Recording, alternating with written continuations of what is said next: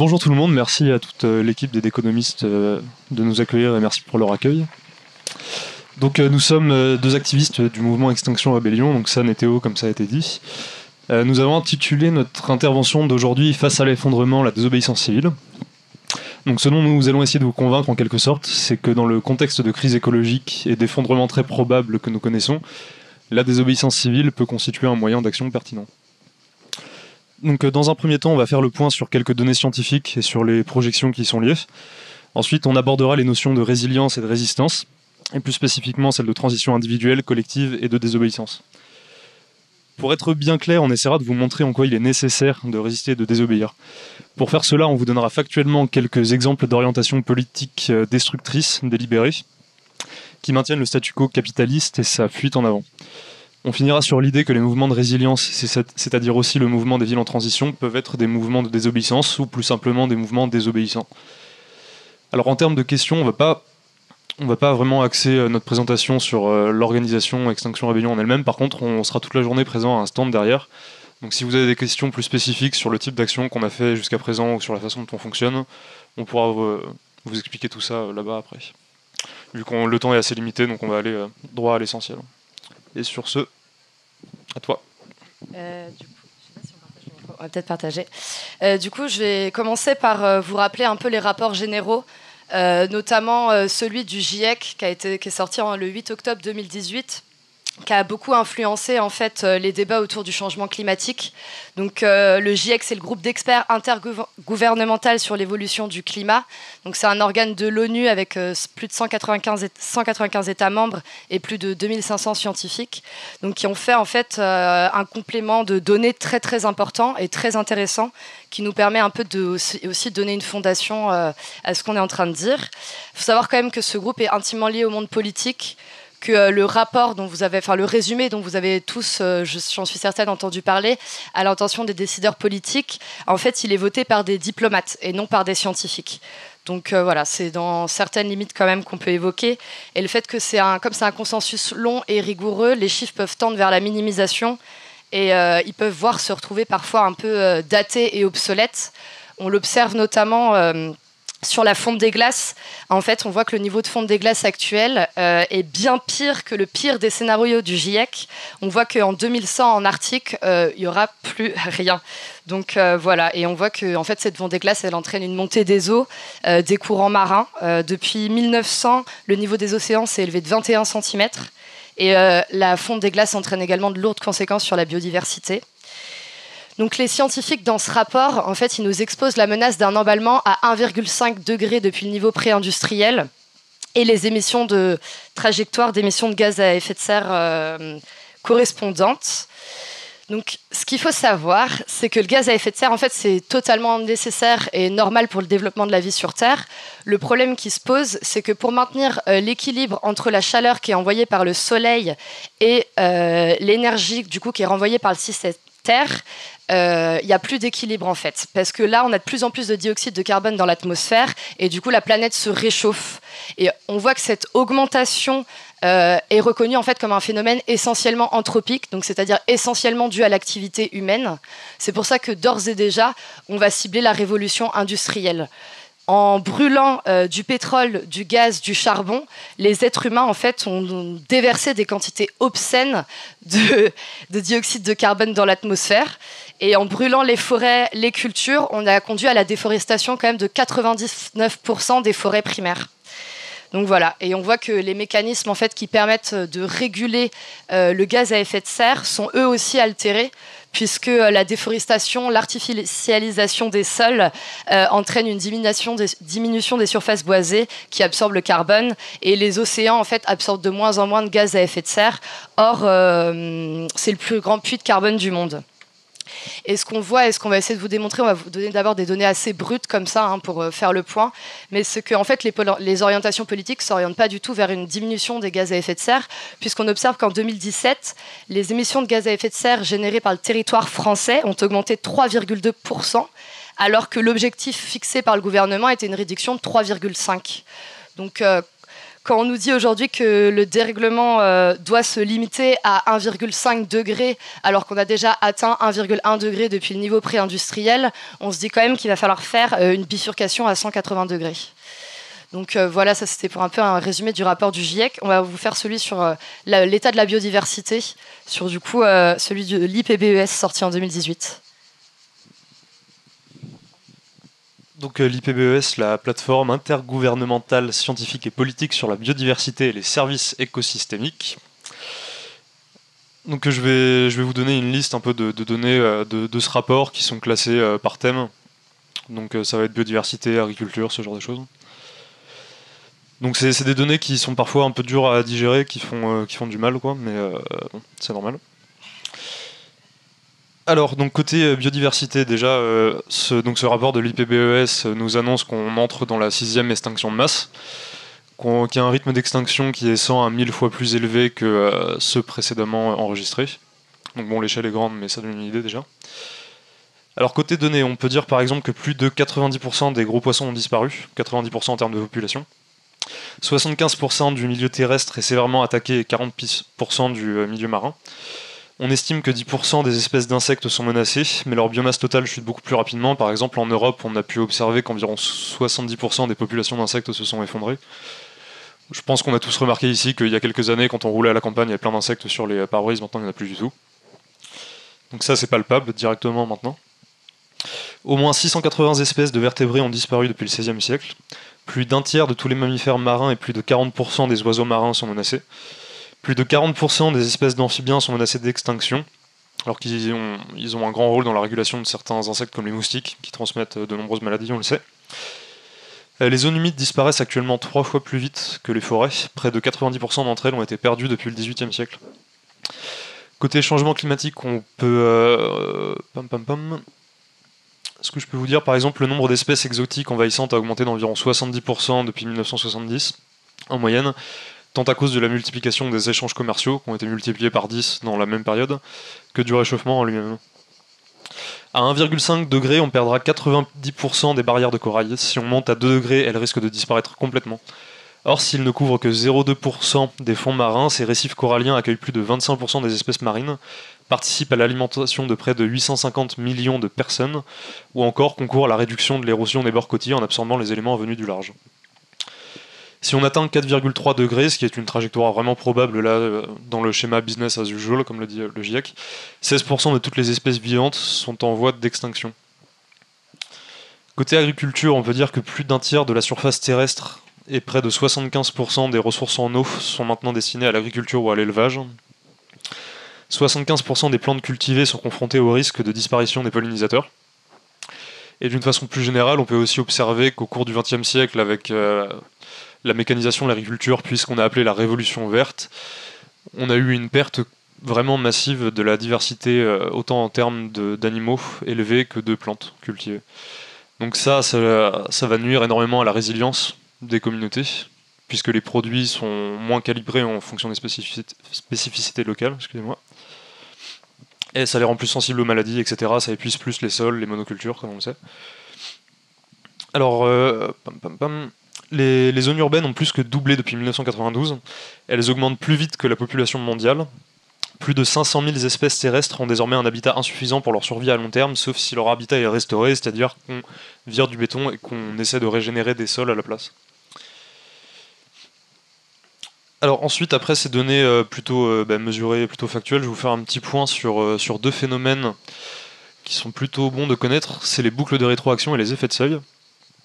Alors une boucle de rétroaction, d'une certaine façon, tout est dans le titre, c'est une boucle de rétroaction, donc action en retour. En fait, il faut imaginer une causalité, un rapport de causalité, souvent on voit ça de façon linéaire, là il faut voir ça en cercle. C'est-à-dire que l'effet d'une cause va augmenter sa cause, et s'augmente lui-même. Donc par exemple, typiquement, on a ce qu'on appelle l'effet albédo sur la banquise. Comme vous le savez peut-être, les surfaces blanches réfléchissent le soleil, les surfaces sombres les apportent, et retransmettent l'énergie derrière, donc de la chaleur. Quand on perd de la banquise, on gagne en surface sombre, parce qu'à la place il y a de l'eau. Ce qui fait qu'on absorbe plus de chaleur, on réchauffe plus, donc la banquise fond plus vite, donc on a plus de surface sombre, etc. Il y en a plusieurs comme ça, il y a aussi le permafrost par exemple. Donc le permafrost, c'est des grandes étendues de sol qui sont gelées, qui enferment du gaz. à des latitudes plutôt élevées. Et donc avec le réchauffement moyen général, tout ça, ça fond. Selon certaines estimations, il y aurait plus du double de gaz à effet de serre dans le permafrost que dans l'atmosphère. Donc si ça commence à se relâcher, on ne peut pas l'arrêter. Les boucles de rétroaction sont irréversibles. Et donc il y a des seuils vraiment à pas franchir pour ne pas les enclencher. Alors en termes d'effet de seuil aussi, un petit exemple, par exemple, si on prend une forêt, mettons qu'on a une forêt qui représente une quantité de 100 à la base, on ne va pas pouvoir couper des arbres jusqu'à arriver à 0 de façon continue, mais à peu près aux 2/3 de l'exploitation, l'écosystème va s'effondrer d'un coup en fait. On ne peut pas avoir une exploitation continue comme ça qui est au même rythme tout le temps. Les écosystèmes s'effondrent à partir de certains seuils. Donc tout ça pour vous dire qu'il y a urgence en fait, et qu'on s'approche justement de seuils là qui sont vraiment irréversibles, et voilà, faut se presser en termes d'action. Tu veux pas faire le point sur... Alors, je vais vous citer un extrait d'un livre qui s'appelle Common Sense for the 21st Century, qui a été écrit cette année par Roger Hallam, qui est l'un des théoriciens de Extinction Rebellion. Donc c'est une traduction que j'ai fait personnellement, elle n'est pas parfaite, mais ça vous donnera l'idée. Une opinion scientifique récente de Xu et Ramanathan en 2017 statue qu'à 5 degrés au-dessus de la moyenne pré-industrielle, l'écosystème ne pourra soutenir qu'1 milliard de personnes. Cela signifierait que 6 à 7 milliards de personnes vont mourir dans 1 à 2 générations. Même si cette projection est fausse à 90%, cela signifie que 600 millions de personnes vont être confrontées à la famine et à la mort dans les 40 prochaines années. Soit un taux de mortalité 12 fois supérieur à la Deuxième Guerre mondiale, civile et militaire compris, et un bilan maintes fois supérieur à tous les génocides connus. Donc sur ce, on va passer aux notions de résilience et de résistance. Les creuser un peu, voir ce qu'il y a derrière. Et voilà. Donc après tous ces chiffres absolument déprimants, on va évoquer du coup, comme l'a dit Théo, les modes de résilience et de résistance. Sur la résilience, je laisserai Bruno Montel en parler beaucoup mieux. Je vais quand même donner une petite définition qui a été donnée par l'ONU dans une conférence tenue à Sendai en 2015, qui l'a définie comme la capacité d'un système, d'une communauté ou d'une société exposée au risque de résister, absorber, d'accueillir et de corriger les effets d'un danger en temps opportun et de manière efficace, notamment par la préservation et la restauration de ses structures essentielles et de ses fonctions de base. En fait, on voit qu'il y a beaucoup de définitions de la résilience. Il y en a une qui sera peut-être donnée, j'en ai trouvé une aussi dans le manuel de transition de Rob Hopkins. Il y en a une qu'on peut retrouver dans le livre blanc sur la défense et la sécurité nationale de 2008 pour la France. Et on voit que celle-ci est d'ailleurs un peu limitée. Donc on voit qu'il y a beaucoup de façons d'envisager le concept de résilience. Si on doit envisager celui de résistance, on donnerait comme en fait empêcher ou entraver par différents moyens le bon déroulement du système. Donc en l'occurrence, ici, c'est empêcher et entraver la destruction du vivant. On va avoir une sorte d'analyse de ces différents moyens. Il faut savoir qu'elle ne sera pas dogmatique. On voit qu'ils convergent en fait tous d'une certaine manière. Donc du coup, je vais envisager la transition individuelle, la transition collective et la désobéissance civile. La transition individuelle, on peut en parler un peu. Je pense que vous avez tous, que vous connaissez tous cette phrase célèbre de Gandhi qui est un peu « sois le changement que tu veux voir dans le monde ». Donc finalement, c'est l'idée de changer son propre comportement individuel, notamment au niveau de sa consommation, pour ne plus participer au système industriel et capitaliste. Donc on le voit dans les mouvements zéro déchet, les mouvements minimalistes, les mouvements do it yourself, etc. On voit que c'est une forme de conscientisation du changement et de la nécessité de ne plus participer au système industriel et capitaliste. Et si cette étape, elle peut se révéler nécessaire à mon sens, je pense qu'il faut réaliser qu'elle atteint ses limites aussi, parce qu'en fait, il est un peu fantasmatique de penser qu'une majorité de la population va d'un seul coup décider de ne plus participer à l'industrie capitaliste et industrielle. Et en plus, on est une goutte d'eau sur les 7,5 milliards d'habitants sur Terre. Donc, changer nos comportements individuels, ça ne permettrait pas de stopper cette machine infernale capitaliste.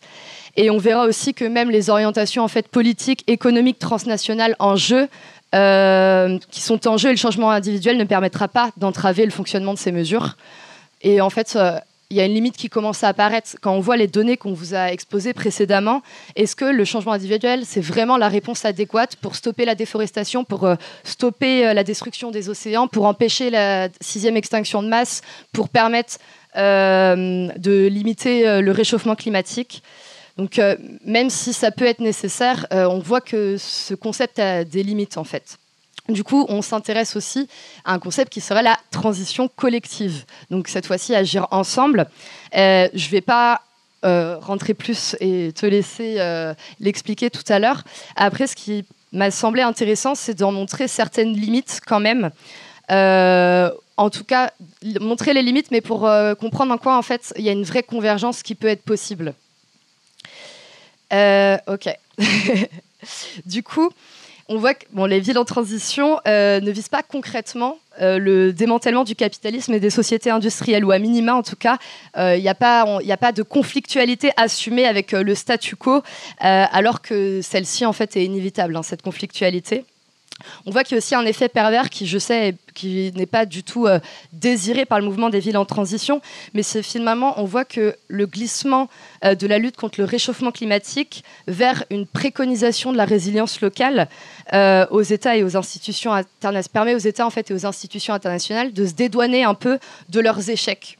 C'est-à-dire qu'en fait, on va atténuer la stratégie d'éliminer les gaz à effet de serre en se réfugiant derrière l'idée de résilience locale. Donc c'est un peu, par exemple, la ville de Paris qui a un immense programme de transition, de résilience, mais derrière, en fait, on voit que les politiques ne sont pas dans la réduction des émissions de gaz à effet de serre. Donc c'est un peu un effet pervers qui n'est pas voulu, mais en fait, on se cache des fois, les États, en tout cas, et les institutions se cachent derrière ce concept pour finalement ne pas envisager de réduire concrètement leurs émissions.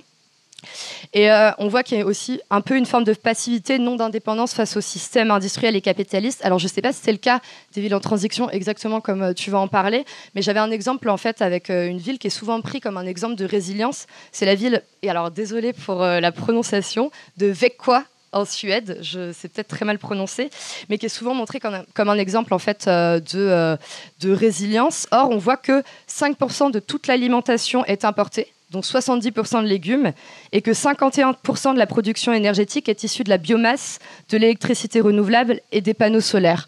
Or, il me semble important de déconstruire un peu cette idée des panneaux solaires, des éoliennes, etc., parce qu'en fait, toutes ces énergies renouvelables dépendent, et le réseau même en fait dépend des combustibles fossiles pour être fabriqués, et que les composantes clés en fait des technologies, c'est-à-dire le gallium, l'indium et le tellurium, n'existent pas en quantité suffisante pour que ces panneaux solaires photovoltaïques fournissent une quantité en fait d'énergie significative pour l'humanité. Or, et en plus de ça, on voit que l'extractivisme, c'est-à-dire l'industrie minière, elle est très polluante, notamment dans le traitement en fait de ces matières. Et surtout, ce qui est important de comprendre, c'est qu'en fait, c'est par l'utilisation qu'elle fait de cette énergie que la civilisation industrielle vient aussi en fait détruire le vivant avec des usines de production de camions, les réfrigérateurs, les télévisions, les missiles, les smartphones, les produits chimiques. En fait, on vient détruire le vivant. Et alors, une dernière remarque que je me permettrais, c'est que c'est nécessaire en fait que pour qu'un éco-village soit soutenable, il faut que les communautés voisines le soient également. Parce que si votre voisin manque de ressources, qu'est-ce qu'il va faire? C'est venir toquer à la porte d'à côté. Et du coup, ça ne permettrait pas finalement d'être en équilibre. Et donc, du coup, chaque éco-village doit vraiment s'assurer que les communautés voisines soient également soutenables. En fait, c'est essentiel. Mais il y a une vraie convergence entre les deux, et on voit qu'en fait le modèle des villes en transition, c'est ce qui se rapproche vraiment le plus d'une culture de résistance et d'un mouvement écologique radical. Quand je dis radical, c'est vraiment ce qui va à la racine. Donc Extinction Rebellion peut être présenté comme un mouvement radical parce qu'on va à la racine des choses. Voilà. Et du coup, l'idée, c'est vraiment de comprendre les limites pour comprendre pourquoi la convergence entre les deux est nécessaire, et on en reparlera peut-être ensemble. Et Théo va vous parler de la désobéissance civile en particulier. Alors avant ça, juste un petit point pour rebondir aussi, question énergie renouvelable et tout ça. Peut-être certains d'entre vous connaissent Philippe Biwix. On avait pris une petite citation de lui qui nous semble intéressante. Il est nécessaire de comprendre que la seule issue est de travailler sur la baisse de la demande et non sur le remplacement de l'offre. Par rapport à ça, on voit, depuis qu'on a commencé à multiplier les sources d'énergie, qu'on ne fait pas de transition énergétique, mais qu'on fait de l'empilement énergétique.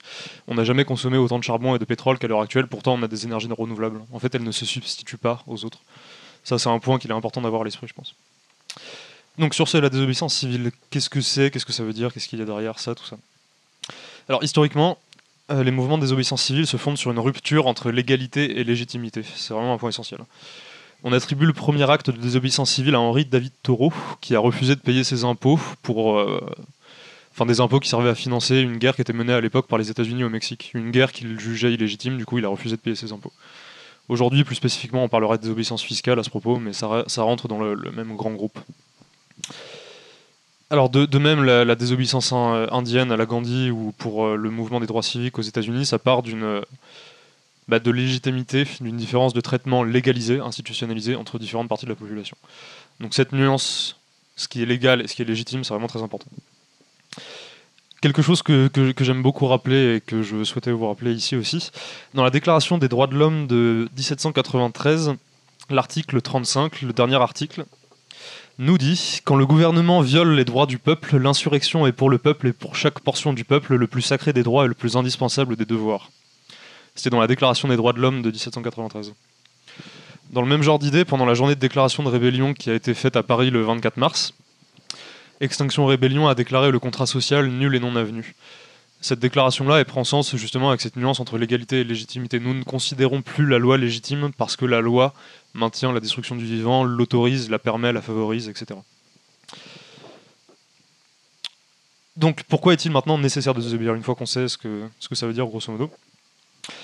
Donc on sait que la destruction du vivant continue en parallèle, qu'elle a jamais été aussi importante. On voit bien que les moyens légaux de recours sont inefficaces. Par exemple, l'affaire du siècle, la fameuse pétition à 2 millions de signataires en 15 jours, là, ça n'a rien changé, et ça ne changera rien. De plus, la structuration transnationale de l'économie incapacite les citoyens, nous met dans une situation d'impuissance, d'une certaine façon, puisque les groupes de décision et les groupes d'influence se situent à des échelles sur lesquelles nous n'avons pas prise. Alors on va vous donner quelques exemples d'orientations politiques qui détruisent le vivant et qui montrent que le statu quo justement n'est pas prêt de changer. En 2015, 100 milliards de dollars américains en provenance de l'OCDE soutenaient l'agriculture conventionnelle, donc à base de pesticides, de Roundup, tout ça. 70% des bateaux de pêche sont impliqués dans la pêche illicite, c'est-à-dire non déclarée et non réglementée, et soutenus par des fonds qui transitent par des paradis fiscaux. 57% des subventions qui sont allouées à la pêche ont potentiellement un impact négatif sur la nature. En 2015, les combustibles fossiles sont subventionnés à hauteur de 345 milliards de dollars, dont 52% pour le charbon, en 2015. Et après, on parle d'objectifs de neutralité carbone. 68% des capitaux étrangers qui vont au secteur du soja et de la viande bovine amazonienne, donc au Brésil, transitent par des paradis fiscaux également. Ensuite, je te laisse faire le point sur les biocarburants. Je voulais faire un point du coup un peu sur les biocarburants. En fait, les biocarburants, ils sont régis par 2 directives. Donc, on a une directive énergie renouvelable de 2009 et une directive sur la qualité des carburants de 1998. Et en fait, la directive sur les énergies renouvelables de 2009, elle établit un objectif global contraignant de 20% d'énergie renouvelable dans la consommation d'énergie en 2020, avec un sous-objectif qui est de 10% de carburant d'origine renouvelable dans les transports routiers à réaliser par chaque État membre. Mais sauf qu'en fait, c'est dans l'idée d'un contexte, c'est dans l'idée d'une autosuffisance énergétique en Europe. Sauf qu'en fait, on voit qu'il n'y a aucun garde-fou crédible pour empêcher la production et l'importation massive de biocarburants non certifiés. Donc en fait, on voit, c'est ce qu'on dit depuis tout à l'heure, c'est-à-dire que les orientations politiques vont pas du tout vers ce qu'ils nous veulent nous faire croire. Et c'est un peu sans transition, mais en fait, Alors, j'ai vu une conférence qui était géniale, donc j'ai envie d'en parler hier ici même. C'était celle de Julie Allard, qui nous disait également que par exemple la politique migratoire n'était pas non plus légitime. Donc je vous conseille de regarder la vidéo de sa conférence, et ça me permet de transiter vers la question sociale qu'on n'a pas vraiment évoquée depuis le départ, mais qui est très importante. Et on voit qu'en fait aussi, il faut qu'on sorte de notre point de vue un peu européano-centré et qu'on voit qu'en fait l'effondrement et les conséquences du capitalisme, les plus pauvres les subissent déjà. Par exemple, selon l'Observatoire des situations de déplacements internes, Entre 2008 et 2015, c'est 184,6 millions de déplacés environnementaux, soit 26,4 millions de personnes par an, soit une personne par seconde. Donc imaginez combien de personnes sont déplacées depuis le moment où on a commencé cette conférence. On voit aussi qu'à 4 degrés, les estimations disent que l'Europe connaîtra une sécheresse permanente, que d'immenses régions de la Chine, de l'Inde et du Bangladesh se transformeront en désert. La Polynésie sera engloutie par l'eau. Le fleuve du Colorado ne sera plus qu'un filet d'eau. Donc voilà, on verra qu'il y aura d'énormes déplacements de population et que la question sociale est vraiment à prendre en compte en fait, quand on parle d'urgence écologique. On voit que déjà aujourd'hui, il y a plus de 2500 conflits dans le monde pour les combustibles fossiles, l'eau, la nourriture et la terre. Donc, je te laisse peut-être poursuivre sur... Alors on a vu précédemment l'origine conceptuelle de la désobéissance civile, donc cette rupture entre légalité et légitimité.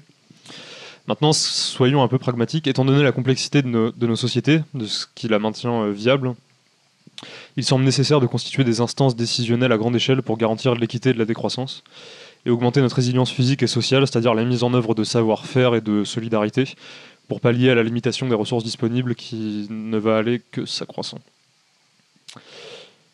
En d'autres termes, nous devons légaliser la nouvelle légitimité créée par la désobéissance, en faire une structure de décision qui garantit son indépendance vis-à-vis des intérêts économiques privés. À ce sujet, Extinction Rebellion propose et revendique la création d'une assemblée citoyenne nationale dont les membres seront tirés au sort, enchâssés à des assemblées locales, afin de garantir cette équité-là. Et le fait que c'est une affaire qui nous concerne tous, donc nous avons tous la capacité de délibérer à ce sujet-là. Un sujet clé qu'une telle instance aurait à délibérer est celui de la neutralité carbone, qui est un exemple qui nous semble particulièrement pertinent dans le cadre des rencontres économiques. Donc on a imprimé quelques fiches qui proviennent d'un groupe de travail d'Extinction Rebellion, on vous en distribuera après si ça vous intéresse, qui donne des exemples un peu de ce qu'il faudrait faire de façon systémique à l'échelle de la France pour être en neutralité carbone aux alentours de 2025-2030. Donc ça fait état un peu du type de rationnement en pétrole et en énergie de façon générale qu'on aurait à faire. Donc on pourra en reparler plus tard si ça vous intéresse plus en détail. Donc au sujet de cette assemblée citoyenne aussi, un petit point encore, c'est qu'elle ne va pas se créer comme ça d'un claquement de doigts et nos dirigeants ne vont sans doute pas, même certainement pas, lâcher du pouvoir. On le voit très bien avec les Gilets jaunes qui demandent un référendum d'initiative citoyenne depuis plusieurs mois déjà et ça passe pas. Donc on imagine bien qu'une assemblée citoyenne permanente qui a un pouvoir décisionnel plus fort que celui des élus qu'on a actuellement, il va falloir mettre la pression pour y arriver, quoi. Et sur ce, on va passer à notre conclusion ouverture. Et du coup, en fait, on va terminer par une forme de convergence avec ce que va nous exposer après Bruno Montel. Et nous, ce qu'on voit, c'est comment finalement la transition peut elle-même désobéir. Du coup, je vais citer un peu 2 exemples pour avoir une ordre d'idée. Donc, par exemple, c'est pour construire sur un terrain, on sait tous qu'il faut un permis de construire. Et ben, il y a des mouvements, par exemple, il y a un mouvement qui est assez intéressant qui s'appelle la désobéissance fertile. Et en fait, il s'agit tout simplement de construire des cabanes, des habitats qui soient soutenables sur des terrains sans permis de construire, donc tout simplement. Et ça, c'est une forme de désobéissance. On voit aussi, alors ça, c'est un exemple que j'aime beaucoup citer, et apparemment tu le connais bien, c'est le maire de Langouette en Bretagne qui a pris un arrêté anti-pesticides. Et en fait, cet arrêté anti-pesticides s'est fait retoquer par le tribunal administratif pour vice de forme, c'est-à-dire incompétence de l'auteur de l'acte. Donc en fait, le propre maire ne peut pas prendre un arrêté anti-pesticides sur sa commune sans se faire retoquer par le tribunal administratif. C'est quand même assez grave. On ne peut pas arrêter les pesticides en France. Et du coup, ce maire, Daniel QF, j'aimerais juste citer ce que j'ai trouvé ce qu'il a dit dans un article, j'ai trouvé ça génial. Alors, je ne vais pas retirer mon arrêté. L'annuler reviendrait à dire qu'il n'y a pas de problème, que nous nous sommes trompés. Le gouvernement retardant sans cesse les décisions sur l'interdiction des pesticides, il est de mon devoir de maire de pallier les carences de l'État et de faire tout ce qui est en mon pouvoir pour protéger les habitants. Donc on voit que l'État, lui, ne fait pas tout ce qui est en son pouvoir pour protéger les habitants. Et du coup, ça, c'est vraiment une forme de désobéissance. Et on voit que finalement, il y a une vraie convergence entre des mouvements comme Extinction Rebellion et des mouvements comme les villes en transition. Et ce qui est en fait nécessaire, finalement, c'est de... Je pense que ce mouvement des villes en transition s'insère dans une véritable résistance politique. Parce que pour résister au système d'oppression en place, pour viser son démantèlement, il faut mettre en place une culture alternative. en fait, cette culture, elle doit permettre non seulement d'envisager des voies nouvelles, mais elle doit également servir de soutien aux personnes qui vont en confrontation directe avec les institutions en place, donc les activistes, dans le cadre de leur action directe non violente. En fait, les activistes, pour un activisme efficace, ils ont besoin de soutien, ils ont besoin qu'il y ait une vraie organisation qui se mette en place, parce qu'il y a énormément de risques en fait, quand on va quand même en confrontation, et on a besoin de soutien, donc tout simplement avec des systèmes, c'est déjà ce qui est fait finalement aussi, c'est des systèmes d'alimentation locaux soutenables, des habitats alternatifs, de la médecine alternative, de la production d'énergie et de moyens de transport. Pardon, ça m'a hors réseau. T'as une écriture absolument, tu diras, parce que t'as une écriture absolument horrible. C'est de l'aide mutuelle. Désolée. Et aussi du soutien aux prisonniers, parce que voilà, quand on va en confrontation, on a accepté avec Extinction Rebellion, et d'ailleurs le fait qu'on va se faire arrêter, qu'on se fait arrêter, qu'on se prend des gardes à vue, ce genre de choses. Et en fait, on a besoin on a besoin d'une structure de soutien derrière et avec laquelle on participera, mais il y a une vraie convergence à avoir entre les deux en fait. On ne peut pas se passer l'un de l'autre et en même temps on ne peut pas se passer de viser le démantèlement du capitalisme et des sociétés industrielles. Faut aussi organiser, par exemple, des modes de gestion des conflits, parce qu'à un moment donné, le système judiciaire, il va atteindre ses limites quand on arrivera avec des raréfications des ressources, etc. Il y aura une limite qui va arriver avec le système judiciaire, ces procédures très lentes, le fonctionnement même, et même à l'intérieur, en fait, dans des gros mouvements comme ça, voilà, c'est important qu'il y ait vraiment une belle harmonie qui se crée avec des modes de gestion des conflits efficaces. Et du coup, l'organisation aussi d'un système politique non hiérarchisé, donc c'est ce qu'on vous a dit avec la proposition d'Extinction Rebellion, qui sont les assemblées citoyennes qui sont à légitimer. Pour du coup conclure, vraiment il y a une urgence à bifurquer, c'est-à-dire que là je pense que vous avez eu les données, vous pouvez aller chercher par vous-même, continuer à lire les rapports, on ne peut pas se passer de ces données-là, parce qu'en fait il y a une véritable urgence à agir, c'est-à-dire que là c'est avec tout ce qu'on vous a dit, c'est une fois que c'est enclenché, c'est trop tard, on n'aura plus la main mise sur ce qui va se passer, donc c'est maintenant, il ne faut pas attendre, et c'est pour ça que c'est important qu'on converge en fait tous ces mouvements-là, on va sur une même ligne directrice, et c'est important qu'on soit ensemble. Sinon, ah oui, Extinction Rebellion, du coup, pour finir, je l'ai dit, il y a des activistes qui se font arrêter. Donc, si jamais vous voulez nous soutenir, comme en fait, si vous voulez, il n'y a pas pour venir à Extinction Rebellion, il n'y a pas d'adhésion, il n'y a pas d'adhésion payante.